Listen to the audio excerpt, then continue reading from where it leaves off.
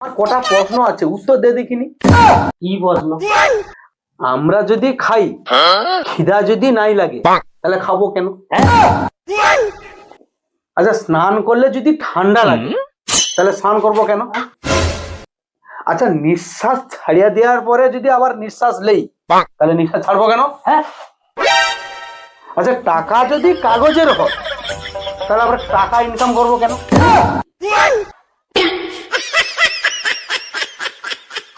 ঘুমাইলে যদি চোখ বুঝি যায়, তাহলে আমরা ঘুমাইবো কেন? প্রশ্নের গোষ্ঠীর কাকায় বাড়ি।